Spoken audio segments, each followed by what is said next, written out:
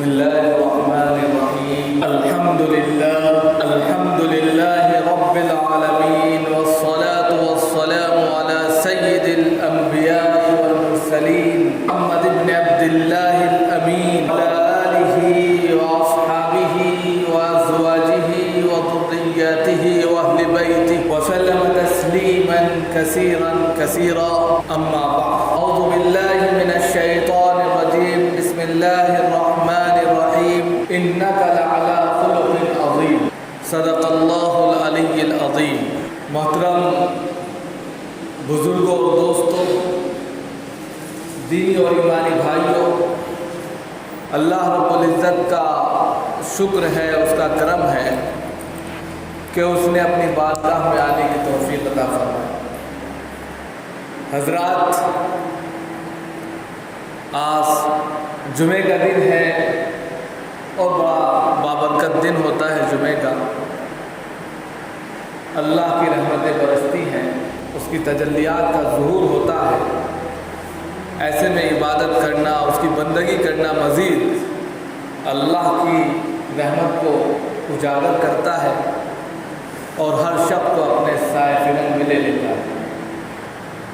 اس لیے جتنا زیادہ جمعے کے دن عبادت کی جائے کم ہے، اور جو پہلے سے بہت اہتمام کے ساتھ مسجد میں آتے ہیں اس کا ثواب بھی بہت زیادہ ہے.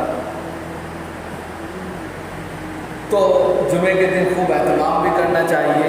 جلد سے جلد مسجد پہنچیں، تلاوت کریں، مناجات کریں، استغفار کریں، دوسری تمام نمازیں پڑھیں. اس کا ثواب خاطر خواہ ملے گا، اور جمعے کے دن جو پہلے آنے کا ثواب ہے وہ الگ ملے گا. لہذا اس کا اہتمام کرنا چاہیے. ساتھ ہی ساتھ چند چیزیں آپ کے سامنے پیش کرنا مناسب سمجھتے ہیں، اور وہ یہ ہے کہ ہم اور ہماری ایکٹیویٹی، ہماری سرگرمیاں کیسی ہیں، کیا ہیں، اس کا جائزہ لینا ہے، اور اپنے گریبان میں جھانک کر دیکھنا ہے کہ ہم کیا کر رہے ہیں.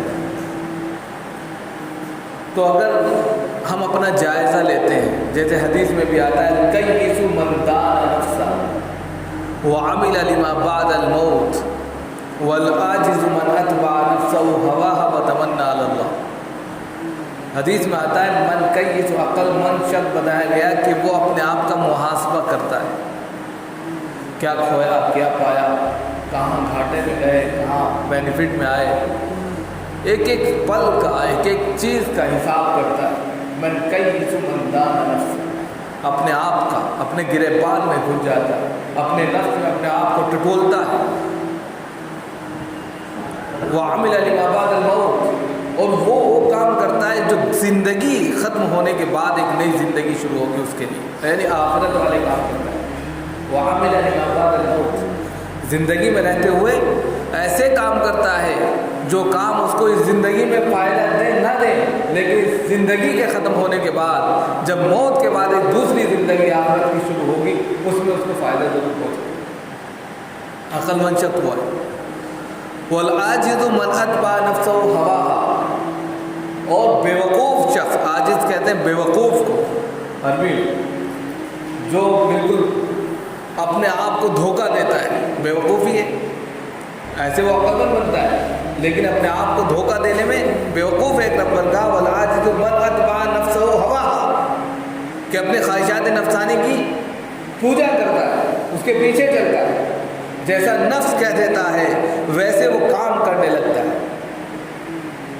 والعاجز من اتبع نفسه هواها وتمنى على اللہ، اور اللہ سے بڑی بڑی امیدیں باندھے رکھتا ہے کہ اللہ مجھے جنت میں پہنچا دے گا، اللہ غفور الرحیم ہے، اللہ ستار و غفار ہے.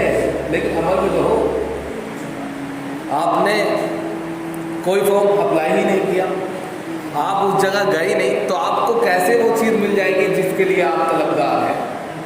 آپ نے اللہ کے حضور میں کوئی ایسا کارنامہ پیش کیا ہی نہیں، آپ نے اللہ کے حضور میں کوئی ایسا کام کیا ہی نہیں جس کی وجہ سے آپ کی لنکا پار ہو جائے، تو پھر کیسے آپ غفور اور ستار و غفار کہیں؟ یہ الگ بات ہے کہ اللہ معاف کر دے، لیکن فی نفسی پہلے تو عمل پیش کیا جائے گا. لیکن عمل کیا ہے؟ خواہشات نفسانی کی پوجا ہو رہی ہے، جیسا نفس پٹی پڑھا رہا ہے اس پر چل رہا ہے انسان، تو اس کا نقصان نہیں تو کیا؟ دنیا میں بھی نقصان ہے اور آخرت میں بھی نقصان ہے۔ تو اس لیے ضروری یہ ہے کہ انسان کو بچنا چاہیے، انسان کو جو ہے کم از کم غلط چیزوں سے، غلط باتوں سے، غلط کاموں سے بچنا چاہیے۔ اب یہاں سے ہمیں بہت ساری سیکھ ملتی ہے اگر ہم واقعی میں عقل مند ہیں، اور جس طریقے سے وَعَمِلَ لِمَا بَعْدَ الْمَوْتِ کے لیے کہا گیا ہے کہ موت کے بعد کے لیے عمل کرنا وہ کارآمد اور کامیابی کی دلیل ہے، تو پھر ہمیں آج سے ہی طے کر لینا چاہیے کہ ہم وہ کام کریں گے جو زندگی میں بھی ہمیں سرخروئی عطا کرے اور آخرت میں ہمارا بیڑا پار کرے۔ لیکن اس کے لیے سب سے پہلے ہمیں یہ طے کرنا ہے کہ ہماری زندگی جیسے ہے، اس زندگی میں سے اللہ نے جو زندگی ہمارے اوپر فرض عائن کی ہے، یعنی جو مطالبات اللہ نے رکھے اس کو پورا کریں گے۔ اللہ نے جو پورے دن میں مطالبات آپ سے رکھے ہیں، وہ سب سے پہلے ہے میری عبادت کرو، 5 وقتہ نماز باجماعت ادا کرو، یہ مطالبات ہے۔ وما خلقت الجن والانس الا لیعبدون، اللہ رب العزت نے انسانوں اور جنات کو اپنی عبادت کے لیے پیدا کیا۔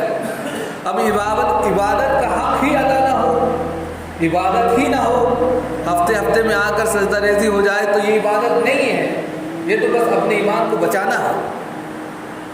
اس بات کی علامت ہے کہ ابھی ایمان زندہ ہے، لیکن ایمان کی تر و تازگی اور اس کا اضافہ اور اس کے اندر الایمان یزید و ینقص جو کہا گیا ہے کہ ایمان بڑھتا بھی رہتا ہے اور گھٹتا بھی رہتا ہے، تو یہ بڑھنے کی جو کنڈیشن ہے وہ یہی ہے کہ جب آپ اس کے دربار میں آ کر 5 وقت سجدہ ریزی کریں گے تو ایمان بڑھ جائے گا۔ جب اللہ اور اس کے رسول کے تذکرے آپ کے سامنے ہوں گے تو ایمان میں اضافہ ہوگا۔ لیکن آج ہمارا حال کیا ہے؟ جمعے کے دن آ کر سجدہ ریزی کر لیتے ہیں، اپنے ایمان کو تو بچا لے جاتے ہیں لیکن ایمان میں اضافہ نہیں چاہتے۔ ہر شخص ہر چیز میں اضافہ چاہتا ہے کہ ہر چیز ترقی کرے، لیکن ہم جو ہیں اپنے ایمان میں کوئی ترقی کرنا نہیں چاہتے۔ اور ظاہر سی بات ہے اعمال انما الاعمال بالنیات، اعمال کا دار و مدار جو ہے وہ نیتوں پر ہے۔ اب ہم اچھی نیت کر لیں، اچھے کام کرنے کی نیت کریں تو اس کا فائدہ ہمیں ہوگا، دنیا میں بھی ہوگا اور آخرت میں بھی ہوگا۔ اور اگر ہم کچھ کریں نہ، نیت ہی بھی نہ کریں، کام بھی نہ کریں، تو یہ بہت محرومی کی بات ہے۔ ایسے میں جناب محمد رسول اللہ صلی اللہ علیہ وآلہ وسلم نے جو طریقے پیش کیے ہیں، جو کام کیے، ان کے اوپر اپنی زندگی بسر کریں۔ جمعے کا دن ہے، آ کر پہلے تو اہتمام کے ساتھ میں تلاوت کی جائے، مناجات کی جائے، سورہ کہف پڑھی جائے، ایک تسبیح ہو سکے جناب محمد رسول اللہ صلی اللہ علیہ وسلم پر پڑھ لی جائے۔ کیا دقت ہے، کیا پریشانی ہے؟ ہم آپ صلی اللہ علیہ وسلم کی محبت کے دعوے کرتے ہیں، ان سے بے انتہا محبت پیش کرتے ہیں، مانتے ہیں کہ ہم سب کے دلوں میں آپ صلی اللہ علیہ وسلم کی محبت آخری درجے کی ہے اور وہ ختم نہیں ہو سکتی، لیکن آپ صلی اللہ علیہ وسلم کی محبت صرف آپ کے نام سے ہو، آپ کے کردار سے نہ ہو، یہ بہت افسوس کی بات ہے کہ آپ صلی اللہ علیہ وسلم کی نماز کبھی قضا نہیں ہوتی تھی، آپ صلی اللہ علیہ وسلم کبھی جھوٹ نہیں بولتے تھے، آپ صلی اللہ علیہ وسلم کبھی جو ہے کسی کا مان نہیں ہڑپتے تھے، آپ صلی اللہ علیہ وسلم کسی کا ستاتے نہیں تھے، کسی کے ساتھ میں برا نہیں کرتے تھے۔ یہ تعلیم ہے آپ صلی اللہ علیہ وسلم کی، اس کو نہیں پکڑیں گے۔ آپ صلی اللہ علیہ وسلم کا صرف نام پکڑ لینا کافی ہے کیا؟ اور اسی وجہ سے ہم اپنے اخلاق، اپنے کردار، اپنی حکمت سے عاری ہوتے جاتے ہیں۔ اگر ہم اپنی حکمت کے ساتھ میں کام کریں، اپنے اخلاق اور کردار کے ساتھ کام کریں تو دعوت خود بخود پھیل جائے، دعوت کا جو فریضہ ہے وہ ادا ہو جائے۔ آج اسلام سے اور اسلام کی تعلیمات سے لوگ بزدل ہیں اور ہمیں اس کی فکر نہیں ہے۔ ہم اپنے کردار میں وہ چیز پیش کریں کہ سامنے والا کہتا ہے کہ جیسے ہم ہیں ویسے تم ہو۔ ہم بھی ہفتے میں منگل کو جو ہے مندر جاتے، تم بھی جمعے کو جاتے، کہ تم میں اور ہمیں فرق کیا ہوا؟ اور پھر محبت کا دعویٰ کریں تو غلط ہے۔ پھر آپ اخلاق کے ساتھ ساتھ سچائی کے پیکر ہوں، ہر اعتبار سے آپ کا معاملہ صاف ستھرا ہو، چاہے آپ کو فائدہ ہو یا نہ ہو، لیکن آپ سچائی کا دامن نہ چھوڑیں۔ آج کے وقت میں کیا ہو رہا ہے؟ 2 روپے کے خاطر انسان اپنا ضمیر بیچ دے رہا ہے، اپنا ایمان کا سودا کر لے رہا ہے۔ دھوکہ دھڑی، ڈنڈی مارنا، کم تولنا، یہ مسلمانوں کا شیوا بن رہا ہے۔ دھوکہ دینا، کسی کا مال لے لیا تو واپس نہ کرنا، کسی سے کوئی وعدہ کر لیا تو پورا نہ کرنا، یہ ساری چیزیں ہماری جب ہونے لگی اور دوسروں نے دیکھا ہے یہ تو ہم بھی کر رہے ہیں، تو تم میں اور ہم میں فرق کیا رہ گیا؟ جناب محمد رسول اللہ صلی اللہ علیہ وسلم کی تعلیمات میں پھر فرق کیا رہا؟ ان کی تعلیم تو بڑی اعلیٰ ہے۔ جہاں سے جناب محمد رسول اللہ صلی اللہ علیہ وسلم گزر جاتے وہاں باتیں باہر ہی چل جاتی۔ تو واقعہ یاد کیجیے، ایک بڑھیا جو ہے آپ کے اوپر روزانہ کپڑا ڈالتی تھی، کوڑا کرکٹ ڈال دیا کرتی تھی، اور آپ صلی اللہ علیہ وسلم مسکرا کے چل دیا کرتے تھے، کچھ نہیں کہتے تھے۔ ایک دن ڈالا نہیں، اس کی طبیعت خراب ہو گئی بڑھیا کی، اس نے کوڑا ہی نہیں ڈالا۔ آپ صلی اللہ علیہ وسلم پریشان ہو، کیا بات آج کوڑا نہیں ڈالا؟ اس کے گھر گئے تھے، پتہ چلا کہ بیمار ہے، اس کی عیادت کی۔ وہ ہکی بکی رہ گئی کہ میں تو آپ کے اوپر روزانہ کوڑا ڈالتی تھی، آپ کو برا بھلا کہتی تھی، اور آپ میری عیادت کے لیے آئے، میری مجاز پرسی کے لیے آئے، اپنا دل دے دی کہ میں ایسے دین پر، جو دین یہ سکھاتا ہو کہ ہمدردی کیا ہے، اور جس وقت انسان کو ایک انسان کی ضرورت ہے، اس وقت انہوں نے آ کر اس کا دل جیت لیا، اور اس نے اپنے آپ کو ایمان کے سپرد کر دیا۔ یہ ہے اخلاق۔ آپ صلی اللہ علیہ وسلم ایک جگہ جا رہے تھے، ایک بڑھیا نے کہا کہ یہ میرا سامان جو ہے فلاں جگہ پہنچا دو، تو اٹھائی پوٹلی اور چل دیے، سامان اس کی جگہ پہنچا دیا جہاں اس کو جس گاؤں میں جس دیہات میں جانا ہے۔ تو جب دیکھا بڑھیا نے کہ بچہ چھوٹا ہے، معصوم ہے، اور ہر اعتبار سے جو ہے ٹھیک ٹھاک ہے، تو اس کے بعد کہا کہ بیٹا میں تجھے ایک بات بتاتی ہوں۔ کہ جی اماں بتائیے۔ کہ مکہ میں ایک محمد نامی شخص ہے، اس سے بچ کے رہنا، وہ کوئی دین لایا ہے، میں اسی سے بچا دیں یہاں تک پہنچی۔ اور پھر جاتے وقت کہا کہ بیٹا اپنا نام تو بتا دو، تو کہا میں محمد۔ وہ رونے لگی اور اپنے گلے سے لگا لیا۔ جو کچھ سوچ کر آئی تھی، جو دماغ میں چل رہا تھا، جو وہاں کی سوسائٹی نے ان کے دماغ میں زہر ڈال دیا تھا، وہ 1 منٹ میں کافر ہو گیا، آپ کے اخلاق سے، آپ کے کردار سے۔ اس نے کہا اگر یہ محمد ہے تو میں اس دین پر 1 نہیں 100 مرتبہ قربان۔ جس کا اخلاق ایسا ہو، جو دوسروں کا بوجھ اٹھا لیتا ہو، جو تندرست مجبور اور بیچاروں کی مدد کرتا ہو، جو بےکس اور بیواؤں کا سہارا بنتا ہو، وہ اگر محمد ہے، اگر وہ تعلیم محمد ہے صلی اللہ علیہ وسلم، تو اس پر جان فدا ہے۔ آج ہمارا حال کیا ہے؟ ہم صرف نام کے دعوے دار ہیں، ان کے کردار کے کھوکھلے پن کو ظاہر کرتے ہیں۔ یہ کوئی کردار ہے کہ ہم 5 وقت نماز بھی اللہ کے دربار میں آ کر نہ پڑھ سکیں؟ اپنی محبت کو، جس کو اللہ کے رسول صلی اللہ علیہ وسلم نے کیا کہا، قرۃ عینی فی الصلاۃ، میری آنکھوں کی ٹھنڈک نماز میں ہے، جس کو اپنی ٹھنڈک بتایا، اس سے ہم دور بھاگ رہے ہیں، اور پھر چاہتے ہیں کہ دنیا ہمارے قدموں میں آ جائے اور ہم اس پر سلطنت کریں، جو کہیں وہ ہو جائے۔ ایسا ہو ہی نہیں سکتا۔ وَأَنْتُمُ الْأَعْلَوْنَ إِن كُنتُم مُؤْمِنِينَ۔ بلندی، سر بلندی، تقویت اور اقبال اسی کو ملتا ہے جو صحیح معنوں میں سچا پکا مومن ہوتا ہے۔ اور مومن کی سب سے بڑی نشانی یہ ہے کہ وہ اللہ کے دامن کو نہیں چھوڑتا، اس کے دربار کو نہیں چھوڑتا، اس کی جو مقبولیت کی چیزیں ہیں، جو کہہ سکتے ہیں مطالبات کی چیزیں، اس کو سب سے پہلے ادا کرتا ہے۔ اس لیے سب سے پہلے طے کرنا چاہیے ہمیں کہ ہم سب سے پہلے نماز کے پابند بنیں گے، مسجدوں کو آباد کریں گے، نمبر 1۔ دوسری چیز یہ ہے کہ ہم جناب محمد رسول اللہ صلی اللہ علیہ وسلم کی تعلیمات کو اپنے کردار سے پیش کریں۔ صحابہ اکرام کیا تھے؟ صحابہ اکرام کی ایک مٹھی بھر جماعت نے اپنے کردار سے وہ نمونے پیش کیے کہ دیکھتے ہی دیکھتے ہزاروں اور لاکھوں لوگ اسلام میں داخل ہو گئے.